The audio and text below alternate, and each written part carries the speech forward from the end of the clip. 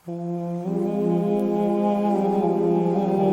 آیت نمبر 26 کے اندر اللہ رب العزت ارشاد فرماتا ہے قل اے نبی آپ فرما دیجئے، عرض کیجئے، اللہم اے اللہ مالک الملک، جو ملکوں کا مالک ہے، ملکوں کا بادشاہ ہے، بادشاہوں کا بادشاہ ہے، تؤتی الملک من تشاء، عطا فرماتا ہے بادشاہ جسے چاہتا ہے، وتنزع الملک ممن تشاء، اور چھین لیتا ہے جسے چاہتا ہے بادشاہی، وتعز من تشاء، عزت عطا فرماتا ہے جسے چاہتا ہے، وتذل من تشاء، اور ذلت عطا کرتا ہے جسے چاہتا ہے، بیدک الخیر، تو ساری جو بھلائی ہے وہ تیرے ہاتھ میں ہے، انک علی کل شیء قدیر، بے شک تو ہر چیز پر قادر ہے۔ فتح مکہ کے وقت سید الانبیاء نے اپنی امت کو روم اور ایران کی سلطنت کی بشارت دی کہ یہ مسلمانوں کے ہاتھ میں آئے گا۔ اس موقع پر یہود و منافقین کو بڑا تعجب ہوا اور وہ کہنے لگے کہ کہاں محمد مصطفیٰ اور کہاں فارس اور روم کے ملک، یہ تو بڑے زبردست اور نہایت محفوظ ملک ہیں۔ تو اس پر اللہ رب العزت نے یہ آیت نازل فرما دی کہ یہ ساری بادشاہی جو ہے حقیقی اللہ تعالیٰ کی ہے، ساری چیز کا مالک، سارے ملکوں کا مالک اللہ تعالیٰ۔ کیسے کیسے بادشاہ ہے، ان کے آج تک ان کے نام و نشان بھی مٹ گئے، یونان کا سکندر اعظم، عراق کا نمرود، ایران کا کسرا و نوشیروان، دہاک فریدوں جمشید، مصر کے فرعون، منگول نسل کے چنگیز اور ہلاکو خان، بڑے بڑے نامور حکمران اب صرف قصے کہانیوں میں رہ گئے، اور باقی ہے تو اللہ تعالیٰ کا نام ہے، رب العالمین کا نام باقی ہے، رب العالمین کی حکومت باقی ہے، اور اسی کو بقا ہے۔ اس طرح عزت دینا، ذلت دینا، بادشاہی عطا کر دینا، بادشاہی لے لینا، تو یہ ساری طاقت کا جو حقیقی مالک ہے وہ اللہ رب العزت کی ذات ہے۔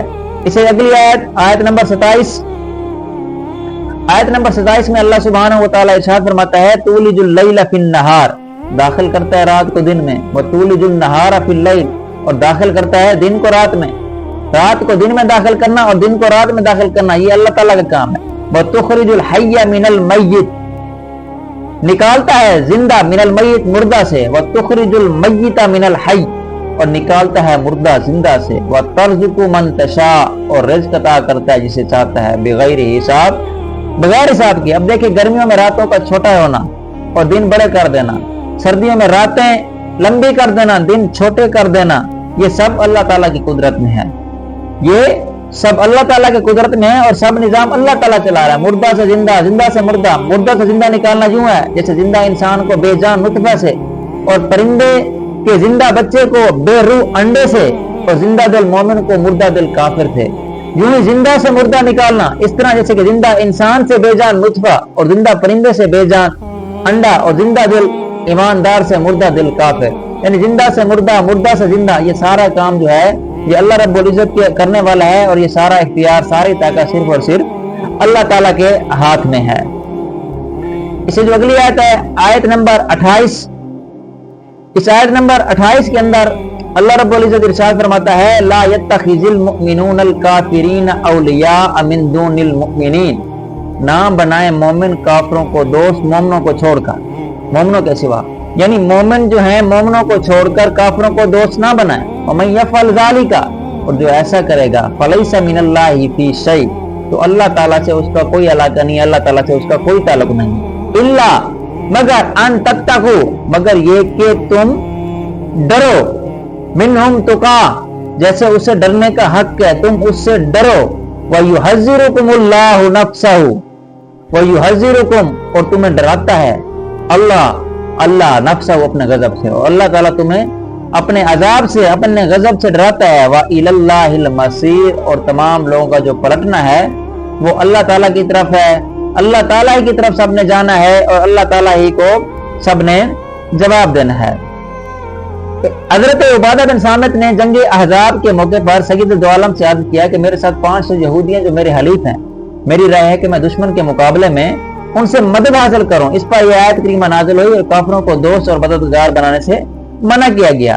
اب کفار سے دوستی اور محبت ممنوع اور حرام ہے، کیونکہ یہ کبھی بھی مسلمانوں کے خیر خواہ نہیں ہو سکتے۔ قرآن میں اللہ نے فرما دیا کہ یہ یہودی اور نصارہ تمہارا دوست نہیں رکھتے، انہیں رازدار بنانا، ان سے قلبی تعلق رکھنا ناجائز ہے۔ البتہ اگر جان یا مال کا خوف ہو تو ایسے وقت صرف زہر ہی برتا ہو جائے گا، जहरी महल बर्ताव की इजाजत दी गई। ये नहीं है कि ईमान छुपाने और झूठ बोलने को अपना ईमान और अकीदा बना लिया जाए, बल्कि बातिल के मुकाबले में डट जाना और अपनी जान तक की परवाह न करना अफजल और बेहतर है, जिसकी मिसाल हमें सैयदना इमाम हुसैन रज़ी अल्लाह ताला अन्हु से मिलती है कि उन्होंने अपनी जान का नजराना दे दिया लेकिन हक पर डटे रहे, हक पर कायम रहे। इसे जो अगली आयत है, आयत नंबर 30, इस आयत नंबर 30 के अंदर अल्लाह रब्बुल इज्जत इरशाद फरमाता है, कुल इन तुख्फू मा फी सुदूरिकुम, ऐ नबी आप फरमा दें कि अगर आप छुपाएं जो तुम्हारे दिलों के अंदर है, औ तुब्दूहु यालमुहुल्लाह, औ तुब्दू या तुम उसे ज़ाहिर करो, या लमहुल्लाह तो उसे जानता है, यानी तुम जो तुम्हारे दिलों के अंदर है, जो तुमने छुपाया हुआ है, तुम उसे ज़ाहिर करो, तुम्हारी मर्जी, उसे छुपाओ तुम्हारी मर्जी, अल्लाह ताला इसे जानने वाला है। यालमु जानता है मा फिस समावाति व मा फिल अर्द, और अल्लाह रब्बुल इज्जत जानता है जो कुछ आसमानों में है जो कुछ जमीन में है। वल्लाहु अला कुल्ली शैइन कदीर, और अल्लाह ताला हर चीज पर कादिर है। कोई बंदा ये ना समझे कि मैंने इस बात को छुपाया हुआ है, अल्लाह रब्बुल इज्जत को इस बात का इल्म नहीं होगा। अल्लाह ताला ज़ाहिर का भी जानने वाला है, अल्लाह ताला पोशीदा का भी जानने वाला है। यौमा ताजिदु कुल्लु नफ्सिन मा अमिलत, जिस दिन पाएगी हासिल करेगी हर जान जो उसने काम किया, मिन खैर भलाई से मोदरन हाजिर, जिस दिन जिस जान ने जो काम भी किया अच्छा काम किया उसे हाजिर पाएगी। वमा अमिलत मिन सू, और जो उसने बुरा काम किया वो भी उसे दिया जाएगा, वो भी हाजिर पाएगी। तवद्दु आरज़ू करेंगे, तमन्ना करेंगे, लौ अन्ना बैनहा व बैनहु अमदम बैदा, आरज़ू करेंगे कि काश मुझ में और उसमें जो उन्होंने बुरा काम किया दूर का फासला होता। व युहज़्ज़िरुकुमुल्लाहु नफ्सा, और अल्लाह ताला उन्हें अपने अजाब से अपने गजब से डराता है। वल्लाहु रऊफुम बिल इबाद, और अल्लाह ताला अपने बंदों पर मेहरबान है, निहायत रहम फरमाने वाला है। अब ये जो दो आयत जिक्र की गई पिछली आयत नंबर 29 और 30, तो ये हर शख्स की इस्लाह के लिए काफी है कि हम इसके अंदर जितना भी गौर करें तो दिल के अंदर खौफ खुदा पैदा होगा। पिछली आयत में जिक्र आया था कि जो तुम छुपाओ जो तुम ज़ाहिर करो अल्लाह ताला उन्हें जानने वाला है, और इस आयत में है कि उस दिन हर जान पाएगी, सामने पाएगी जो उसने अच्छे काम किए, जो उसने बुरे काम किए, वो आरज़ू करेगा कि उसके और उसके बुराई के दरमियान जो आज वो देख रहा है कि काश दूर का फासला होता। अल्लाह फरमाता है कि तुम्हारे दिलों का ईमान और निफाक, कुलूब की तहारत और खबासत, अच्छे बुरे ख्यालात, नेक व बद इरादे, सही व फासिद मंसूबा बंदी सारे दुनिया से छुप सकते हैं, मगर अल्लाह जो आलिमुल गैब व शहादा, जो हर गैब और हाजिर का जानने वाला है, जो जानता है जो कोई आसमानों में है जमीन में है, चाहे तुम छुप कर करो, चाहे तुम समुद्रों के अंदर जाकर करो, चाहे तुम पहाड़ों के अंदर जाकर करो, चाहे तुम कमरे के अंदर छुप कर करो, चाहे तुम अलानिया करो, खलवत में करो, जलवत में करो, जिस तरह भी करो, अल्लाह ताला एक एक अमाल से वाकिफ है, एक एक अमाल से, एक एक अमल से इंसान के वाकिफ है, और अल्लाह ताला हर अच्छे अमल की भी जजा देगा और हर बुरे अमल पर भी सजा देगा। तो हमें सोचना चाहिए कि हम अपनी जिंदगी कहाँ गुजार रहे हैं। हजरत तौबा बिन समा रहमतुल्लाह अलैह ने अपने नफ्स का मुहासबा करते हुए एक दिन हिसाब लगाया तो उनकी उम्र 60 साल थी। दिनों का हिसाब किया तो वो 21,500 थे। उन्होंने चीख मारी और फरमाया, हाय अफसोस, अगर मैंने रोजाना एक गुनाह किया हो तो मैं हकीकी बादशाह की बारगाह के अंदर 21,500 गुनाहों के साथ मुलाकात करूंगा। उम्र 60 साल, 21,500 दिन बनते हैं। कहते हैं कि मैंने अगर एक गुनाह भी किया हो तो मैं जब हकीकी बादशाह से मेरी मुलाकात होगी तो मैं 21,500 गुनाहों के साथ मुलाकात करूंगा। और जब रोजाना 10,000 गुनाह हो तो फिर क्या सूरत हाल होगी। जब एक गुनाह हो तो 21,500 गुनाह बनते हैं, लेकिन आज का मुसलमान डेली हजारों गुनाह करता है। तो जब आपने सोचा कि जब अगर 10,000 गुनाह हो तो क्या सूरत हाल होगी, जब ये बात आपने सोची तो आप गश खाकर गिर पड़े और आपकी जो रूह है वो परवाज कर दे। या उलूम के अंदर ये बात जिक्र की गई है। अब नीयत से पाक अल्लाह ताला में देख रहा है, लेकिन हमें जब इंसान ये खौफ खुदा कर ले कि अल्लाह ताला देख रहा है तो हर गुनाह से बच जाता है। इस तरह मुकाशफतुल कुलूब के अंदर एक वाक़या जिक्र किया गया है कि एक शख्स एक औरत पर फरेबता हो गया। जब औरत किसी काम से काफिले के साथ सफर पर रवाना हुई तो ये आदमी भी उसके पीछे चल पड़ा। जब जंगल में पहुंचकर सब लोग सो गए तो उस आदमी ने उस औरत से अपने दिल का हाल बयान किया। औरत ने उससे पूछा, क्या सब लोग सो गए हैं? ये दिल में बहुत खुश हुआ कि शायद ये औरत भी मेरी तरफ माइल हो गई। चुनाचे वो उठा और काफिले के गिर्द घूमकर जायजा लिया तो सब लोग सो रहे थे। तो वापस आकर उसने औरत को बताया कि यहाँ सब लोग सो गए हैं। ये सुनकर वो औरत कहने लगी, अल्लाह ताला के बारे में तुम क्या कहते हो? क्या वो भी इस वक्त सो रहा है? मर्द ने जवाब दिया, अल्लाह ताला ना सोता है, ना उसे नींद आती है, ना उसे ऊँघ आती है। औरत ने कहा, जो ना कभी सोया है ना सोएगा, वो हमें देख रहा है। अगर हम محفل کے اندر ہے پھر بھی دیکھ رہا ہے, اگر ہم کمرے کے اندر چھپے ہیں وہ بھی دیکھ رہا ہے, تو ہمیں اس سے زیادہ ڈرنا چاہیے. یہ بات سن کر اس آدمی نے اللہ تعالیٰ کے خوف کے سبب اس عورت کو چھوڑ دیا, گناہ کے ارادے سے باز آ گیا. جب اس شخص کا انتقال ہوا تو کسی نے خواب میں اسے دیکھا اور پوچھا ما فعل اللہ بکا, کہ تیرے رب نے, اللہ نے تیرے ساتھ کیا کیا, یعنی اللہ نے تیرے ساتھ کیا معاملہ کیا. اس نے جواب دیا کہ اللہ تعالیٰ نے مجھے گناہ چھوڑ دینے پر اور اپنے خوف کے سبب سے بخش دیا. یعنی جو بندہ تنہائی کے اندر بھی گناہ سے باز آ جاتا ہے اس بات کے ڈر سے کہ جس طرح ہم شرعام کھلے میدان کے اندر ڈرتے ہیں کہ لوگ کیا کہیں گے, تنہائی کے اندر جب دل میں یہ خوف آ جائے, گناہ کرنے سے بندہ رک جائے کہ اللہ تعالیٰ دیکھ رہا ہے, تو اللہ تعالیٰ نے اسی خوف کی وجہ سے, گناہ سے باز آنے کی وجہ سے اس بندے کی مغفرت فرما دی. تو اس سے اگلی جو آیت ہے آیت نمبر 31, اس آیت نمبر 31 کے اندر اللہ رب العزت ارشاد فرماتا ہے قل ان کنتم تحبون اللہ, اے نبی آپ فرما دو اگر تم محبت کرتے ہو اللہ سے, فاتبعونی تو میری اتباع کرو, میری تابعداری کرو, یحببکم اللہ, اللہ تعالیٰ تم سے محبت کرے گا, وَیَغْفِرْ لَكُمْ ذُنُوبَكُمْ, تو اللہ تعالیٰ تمہارے گناہ بخش دے گا, وَاللَّهُ غَفُورٌ رَحِيمٌ, اللہ تعالیٰ بخشنے والا مہربان ہے. اب اس آیت سے معلوم ہوا کہ اللہ تعالیٰ کی محبت کا دعویٰ تبھی سچا ہو سکتا ہے جب آدمی حضور علیہ الصلوۃ والسلام کی اتباع کرے, حضور علیہ الصلوۃ والسلام کی اطاعت اختیار کرے. حضرت عبداللہ بن عباس سے مروی ہے کہ حضور علیہ الصلوۃ والسلام قریش کے پاس تشریف لائے جنہوں نے خانہ کعبہ میں بت نصب کیے ہوئے تھے, انہیں سجا سجا کر ان کو سجدہ کرتے تھے. تاجدار رسالت نے فرمایا اے گروہ قریش, اللہ عز و جل کی قسم تم اپنے آباء و اجداد حضرت ابراہیم, حضرت اسماعیل علیہ السلام کے دین سے ہٹ گئے ہو. قریش نے کہا ہم ان بتوں کو اللہ کی محبت میں پوجتے ہیں تاکہ یہ ہمیں اللہ سے قریب کر دیں. تو اس پر یہ آیت نازل ہوئی کہ اے گروہ قریش, اگر تمہارا دعویٰ ہے اللہ سے محبت کا تو پھر تم نے جو اطاعت کرنی ہے وہ اللہ کے رسول کی کرنی ہے, تم نے جو اطاعت کرنی ہے وہ اللہ کے رسول کی کرنی ہے. اگر تم حضور علیہ السلام کی اطاعت کرو گے تو تم پھر کامیاب ہوگے, دنیا کے اندر بھی کامیاب ہوگے, آخرت کے اندر بھی کامیاب ہوگے, کیونکہ حضور علیہ السلام کی اطاعت ہی عین ایمان ہے. شعب الایمان کے اندر بیان کیا گیا. حضرت جابر رضی اللہ عنہ فرماتے ہیں کہ ایک مرتبہ تاجدار رسالت کی خدمت میں حضرت عمر فاروق حاضر ہوئے اور عرض کی ہم یہودیوں کی کچھ باتیں سنتے ہیں جو ہمیں بل لگتی ہیں, کیا آپ ہمیں اجازت دیتے ہیں کہ کچھ لکھ لیا کریں؟ آپ علیہ الصلوۃ والسلام نے ارشاد فرمایا کیا تم یہودیوں اور عیسائیوں کی طرح حیران ہو؟ میں تمہارے پاس روشن اور صاف شریعت لایا, اور اگر آج حضرت موسیٰ علیہ السلام بھی زندہ ہوتے تو انہیں میری اتباع کے بغیر کوئی چارہ نہ ہوتا. شعب الایمان کے اندر یہ حدیث پاک بیان کی گئی کہ اگر موسیٰ علیہ السلام بھی زندہ ہوتے تو آج وہ بھی میری اطاعت کرتے, میری بھی تابعداری کرتے. تو صحابہ کرام نے حضور علیہ السلام کی اطاعت کے اندر, پیروی کے اندر اپنی جانیں قربان کر دی, جذبے سے آتے تھے.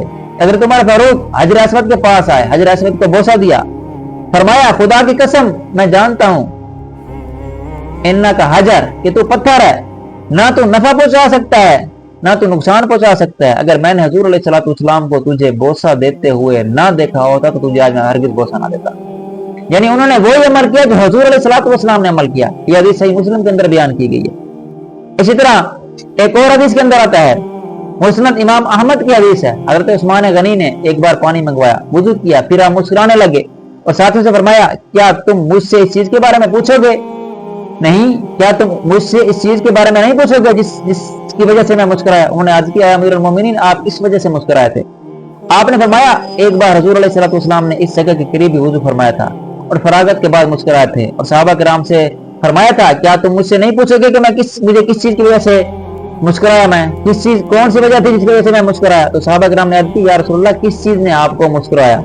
تو آپ نے ارشاد فرمایا بندہ جب وضو کا پانی منگوائے پھر اپنا چہرہ دھوئے تو اللہ تعالیٰ اس کے چہرے کے گناہ مٹا دیتا ہے, پھر اپنی کونیاں دھوئے تو کونیوں کے گناہ مٹا دیتا ہے, سر کا مسح کرے تو سر کے اور قدم کو دھوئے تو قدموں کے گناہ مٹا دیتا ہے. یعنی صحابہ کرام نے حضور علیہ السلام کو فالو کیا, جس طرح حضور علیہ السلام کرتے تھے تو صحابہ کرام ان کے نقش قدم پر چل کر ویسے ہی کرتے تھے. تو اسے جو اگلی آیت ہے آیت نمبر 32, اس کے اندر اللہ فرماتا ہے قل اطیعوا اللہ والرسول, اے نبی آپ فرما دیں کہ اطاعت کریں اللہ کی اور رسول کی, فَإِن تَوَلَّوْا اگر وہ منہ پھیر لیں, فَإِنَّ اللَّهَ لَا يُحِبُّ الْكَافِرِينَ تو اللہ تعالیٰ نہیں پسند کرتا کافروں کو.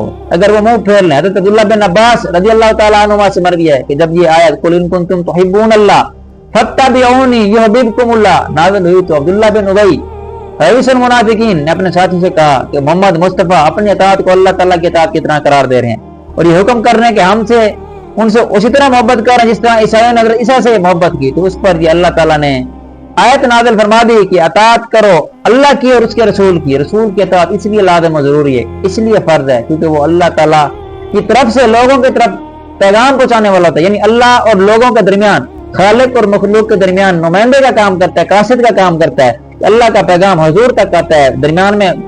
फिर इस तरह रसूल और खुदा के दरमियान जो कासिद होता है वो जिब्रील अलैहिस्सलाम, वो फरिश्ते की जात होती है, वो अल्लाह का पैगाम रसूल तक देता है। इस तरह रसूल जो है वो अल्लाह का पैगाम जो उन्हें जिब्रील अलैहिस्सलाम देते हैं वो उसकी मखलूक तक पहुंचाते हैं। तो इसलिए हजूर की जो अतात है वो हकीकतन अल्लाह रब्बुल इज्जत की अतात है। कामयाबी इसी में है कि हम हजूर अलैहिस्सलातु वस्सलाम की अतात करें। बुखारी शरीफ के अंदर हदीस पाक बयान की गई है। हज़रत अबू हुरैरा रज़ी अल्लाह ताला अन्हु से रिवायत है कि हजूर अलैहिस्सलातु वस्सलाम ने इरशाद फरमाया, मेरी सारी उम्मत जन्नत में दाखिल होगी मगर जिसने इनकार किया। सहाबा किराम ने अर्ज़ की, या रसूल अल्लाह, इनकार कौन करेगा? इरशाद फरमाया, जिसने मेरी अतात की वो जन्नत में दाखिल हुआ और जिसने मेरी नाफरमानी की उसने इनकार किया और जिसने इनकार किया वो जहन्नम में दाखिल होगा। और इसी तरह एक और हदीस बुखारी शरीफ के अंदर बयान की गई है। हज़रत अबू मूसा अशरी रज़ी अल्लाह ताला अन्हु से रिवायत है कि हजूर अलैहिस्सलातु वस्सलाम ने इरशाद फरमाया, बेशक मेरी मिसाल और उसकी जिसके साथ मुझे मबूस फरमाया गया है उस शख्स जैसी है जिसने अपनी कौम के पास आकर कहा, ए कौम, मैंने अपनी आंखों से एक फौज देखी है, मैं तुम्हें वाज़े तौर पर इससे डराने वाला हूँ, लिहाजा अपने आप को बचा लो। चुनाचे उसकी कौम के एक गिरोह ने उसकी बात मानी और रातों रात वहां से निकलकर पनाहगाह में जा छुपे और इलाका से बच गए, जबकि एक गिरोह ने उसे झुठलाया और सुबह तक अपने मकामात पर ही रहे। सुबह सवेरे लश्कर ने उन पर हमला कर दिया और उन्हें हलाक करके गारत गरी का बाजार गर्म किया। बस ये मिसाल है उसकी जिसने मेरी अतात की और जो मैं लेकर आया उसकी अतात की और उसकी पैरवी की, और उस शख्स की मिसाल है जिसने मेरी नाफरमानी की और जो मैं हक लेकर आया हूँ उसकी नाफरमानी की। इसी तरह जामिअ तिर्मिज़ी के अंदर एक और हदीस है कि हज़रत मिक़दाम बिन मादी करब से रिवायत है, हजूर अलैहिस्सलातु वस्सलाम ने इरशाद फरमाया, सुन लो, अनकरीब एक आदमी के पास मेरी हदीस पहुंचेगी और वो अपनी मसरी पर तकिया लगाए बैठा हुआ कहेगा कि हमारे और तुम्हारे दरमियान अल्लाह की किताब यानी कुरान ही काफी है। हम जो कुरान में हलाल पाएंगे उसे हलाल समझेंगे और उसमें जो हराम पाएंगे उसे हराम समझेंगे। हालांकि अल्लाह के रसूल ने भी इसी तरह हराम किया जिस तरह अल्लाह ने हराम किया। यानी जो बात हदीस में हराम है तो उसकी हुर्मत भी इसी तरह है जिस तरह कुरान के अंदर जो चीज हराम की गई है जिस तरह उसकी हुर्मत है, इसी तरह भी इसी की हुर्मत है। जैसा कि अल्लामा इकबाल फरमा गए हैं कि मोहम्मद से वफा तूने तो हम तेरे हैं, ये जहां चीज है क्या लहो कलम तेरे हैं। तो हमारी कामिल ईमान, हमारा ईमान है तब जब हमारे दिल के अंदर हजूर अलैहिस्सलातु वस्सलाम की अतात होगी, हजूर अलैहिस्सलातु वस्सलाम की फरमा बरदारी होगी। उस वक्त तक हमारा कामिल ईमान नहीं है जब तक हमारे दिल के अंदर हजूर अलैहिस्सलातु वस्सलाम की अतात नहीं है।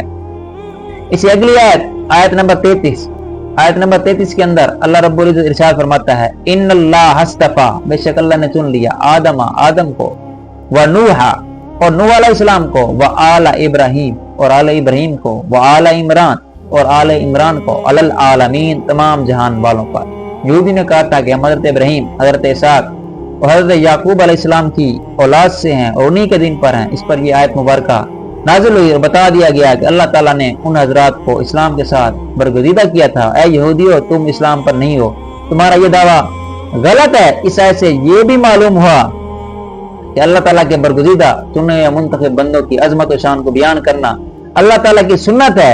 जैसे यहाँ पर बरगुज़ीदा बंदों का तज़किरा हुआ और इसके आगे की आयतों में मुक़र्रबीन बारगाह इलाही का तफसीली तज़किरा आ रहा है। जैसे कि इसकी अगली आयत नंबर 34 में है, ज़ुर्रियतम बादुहा मिन बाद, ये एक नस्ल है एक दूसरे से, वल्लाहु समीउन अलीम, और अल्लाह ताला सुनता जानता है। यानी पीछे जो अंबिया कराम का तज़किरा आया है ये एक दूसरे की नस्ल में से हैं और ये अल्लाह ताला के चुने हुए बरगुज़ीदा बंदे हैं जिनको अल्लाह रब्बुल इज्जत ने मकाम अता किया, जिनको अल्लाह रब्बुल इज्जत ने फजीलत अता की।